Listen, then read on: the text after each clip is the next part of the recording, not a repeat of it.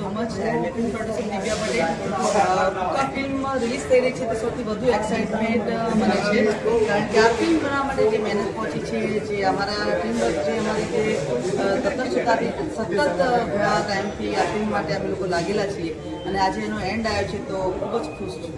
શું કહેશો દર્શક મિત્રોને એટલું જ કહેવાનું કે અમે લોકો મેકર્સ છીએ. જો આટલી સરસ મજાની ફિલ્મો અત્યારે ટેકનિકલી બને છે અને બનાવીએ છીએ તો તમે લોકો થિયેટર સુધી પહોંચો કારણ કે અમે લોકો સંસ્કૃતિને આગળ વધારવાનું કામ કરતા હોઈએ છીએ. તો દરેક દર્શકોની મારી એવી અપીલ છે કે આ ફિલ્મ થિયેટરમાં ચોક્કસપણે જોવા જાઓ. અમારી ફિલ્મ કુકા એટલે પૈસા આપણા ગુજરાતી ગણપદો શબ્દ છે. આપણા વડીલો બધા બોલતા કુકા એટલે પૈસા. લક્ષ્મી જીવનનો સૌથી કન્ટેન્ટવાળો શબ્દ, ડિક્શનરીનો સૌથી કન્ટેન્ટવાળો શબ્દ અને ધરતી પર જેટલા પણ મનુષ્ય છે એને સૌથી પ્રિય શબ્દ એટલે કુકા. આ બેઝ ઉપર મેં આ ફિલ્મ બનાવી છે કુકા. તો અવશ્યપણે ઓડિયન્સને જણાવો કે આ ફિલ્મ જોવા માટે છે. પ્રથમ તમારો પરિચય અને શું છે ફિલ્મ એના વિશે થોડું જણાવો. હિમાંશુ પટેલ મારું કોણ ગયા નામ બોલું કંપનીનો કોણ ઘણી ગયા બધી નામ ડિરેક્શન કરી છે. પહેલાં તો આ સર્વ મીડિયાવાળાનો આભાર કે જે લોકો મારા આમંત્રણ મેહુલ ફોટો હવે કરતી કુકા. અચ્છા હા બે મિલતો એટલે રોકડા રૂપિયા પૈસા ઘણા બધા આગળના 3 પેઢી પહેલાં લોકો રૂપિયાને ટૂંકા કહેતા એટલે ટૂંકા ઉપર અમે મૂવી બનાવી અને ટૂંકા એ દરેક માણસના જીવનની જરૂરિયાત છે. આજે કોઈ પણ માણસ ભાગે છે તો પૈસા પાછળ જ ભાગે છે અને એને એની લક્ઝુરિયસ લાઈફ જીવવા માટે પૈસાની જરૂર છે. તો એ પૈસા કઈ રીતે આવે, કોણ ભોગવી શકે? કેમ કે પૈસા તો રામ જોડે પડ્યા હતા અને રાવણ જોડે પડ્યા. રાવણ ભોગવી શકે, રામ ના ભોગવી શકે. તો એ જ તફાવત આમાં દર્શાવ્યો છે.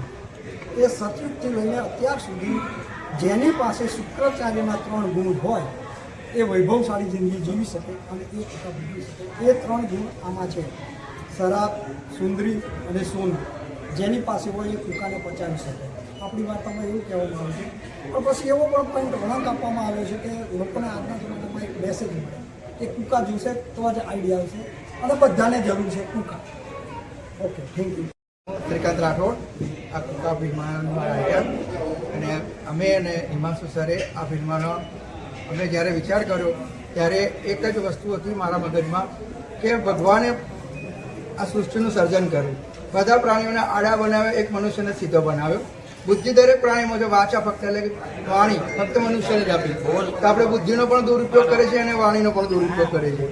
એવું એમ કે કુકા એટલે કે રૂપિયા, પૈસા, ધન દોલત એ આપણે સીધા રસ્તે એટલે કે મહેનત કરીને પણ મેળવી શકીએ છીએ અને અવળા રસ્તે પણ ઝડપથી લોકોને ધનવાન બનવાનું શું છે તેનું શું પરિણામ આવે એ પણ.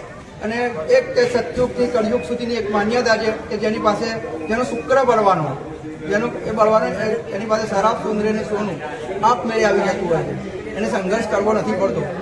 પણ મનુષ્ય બુદ્ધિશાળી પ્રાણી છે, એને વિચારવું પડે કે કુકા કઈ રીતે મેળવવા. કેમ કે અનિતિનું આવેલું ધન અનિતિના માર્ગે અને સતયુગ મહેનતથી આવેલું ધન કુકા એ તમને સાચો રસ્તો સૂચવે છે. બસ એક આ મેસેજ છે.